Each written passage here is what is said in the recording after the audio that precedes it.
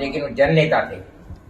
वह व्यापारियों के हित में, मजदूरों के हित में, उद्योगपतियों के हित में और सभी वर्गों के हित में एक मात्र नेता ऐसे थे जो सबके बारे में सोचते थे, सबके बारे में कार्य करते थे। और सभी वर्गों के नेता, सभी समूहों के लोग उनको पसंद करते थे। स्वर्गीय राजेश पायलट ने पूरे देश में जो है संघर्ष के द्वारा अपना ये मुकाम हासिल किया था।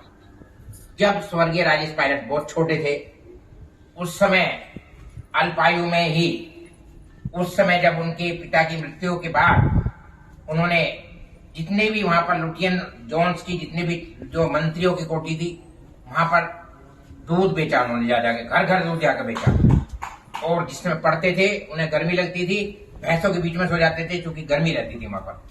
लेकिन उन्होंने इस प्रकार से विलक्षण प्रतिभा के द्वारा मेहनत करते रहे और आगे बढ़ते रहे। उस विलक्षण प्रतिभा के द्वारा धीरे धीरे पढ़ाई लिखाई में उन्होंने, उनके चचेरे भाई ने उनकी बहुत ज्यादा मदद की। मदद करने के बाद, पढ़ाई लिखाई के बाद, पढ़ने में उनकी प्रतिभाशाली छात्र थे। उन्होंने प्रतिभाशाली छात्र होने के नाते उस समय एयरफोर्स का एग्जाम देने के लिए चले गए। एयरफोर्स का एग्जाम देने के लिए गए, वहां के जो है जो भी रिक्रूटिंग ऑफिसर थे, उन्होंने कहा भाई तुम्हारे पास तो किट भी नहीं है। तो थोड़ा आत्मविश्वास बहुत अच्छा था राजेश पायलट जी के। उन्होंने कहा जी किट थोड़ा ना दौड़ेगी, मैं दौड़ूंगा। अपने पजामे में, कुर्ते में लेकर वो जो भी कमीज होती थी उसमें दौड़ना शुरू कर दिया और अपने जो है सबसे आगे निकल गए। तो उसकी पीठ दबाई उन्होंने भी, रिक्रूटिंग ऑफिसर ने भी। उन्होंने कहा भाई ऐसी विलक्षण प्रतिभा के बारे में उनकी मदद करी। उनको पूरा जो है सिलेक्शन हो गया, पायलट बने हुए। पायलट बनने के बाद वह पूरी देश की सेवा कर रहे थे। उन्होंने जो अनेक युद्धों में भाग लेकर गोले बरसाए दुश्मनों पर। उसके पश्चात 1980 का समय आया जब स्वर्गीय जो है इंदिरा गांधी जी के पास वो गए। उन्होंने कहा मैं इलेक्शन लड़ना चाहता हूँ। इंदिरा जी ने कहा नहीं, बिल्कुल तुम पायलट की नौकरी करो, पायलट की नौकरी करो, इस राजनीति में कुछ नहीं रखा है। लेकिन उन्होंने इस्तीफा दे चुके थे। उसने कहा कि मैंने तो इस्तीफा दे दिया। तो इस्तीफा देने के पश्चात इंदिरा जी ने उनको कहा तुम चलो भरतपुर से चुनाव लड़ो। उनका पूरा नाम राजेश्वर प्रसाद विदुड़ी था। वहां पर पहुंचे, उन्हें कोई पहचाने नहीं, कांग्रेस कार्यकर्ता पहचाने नहीं। तो उस समय संजय गांधी वहां पर पहुंचे।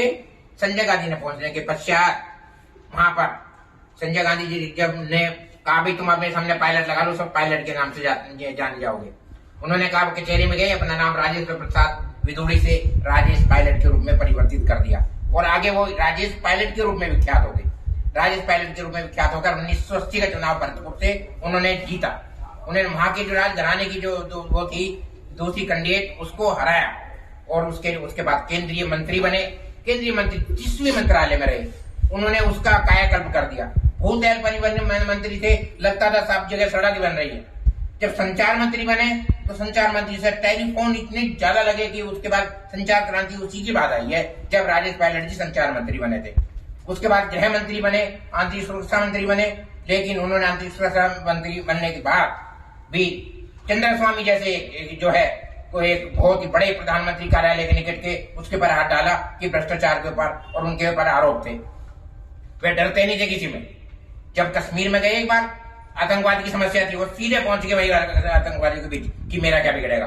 कोई किसी की हिम्मत नहीं होती थी कश्मीर में जाने की, लेकिन वो इतने साहसी नेता थे कि वहां पर पहुंच गए।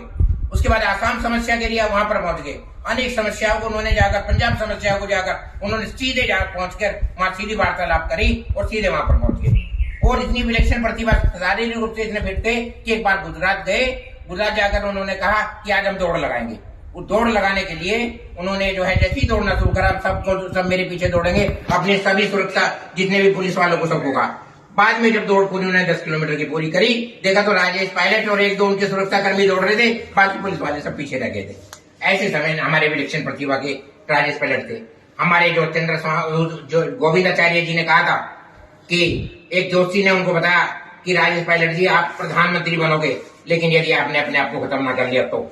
लेकिन जो है इस प्रकार की घटना हुई कि उनका खुद का एक्सीडेंट हो गया। खुद का एक्सीडेंट होने के पश्चात वह जो है 11 जून 2000 में उनका देहांत हो गया। राजेश पायलट की प्रतिभा और पूरे देश में जो है मानी जाती है।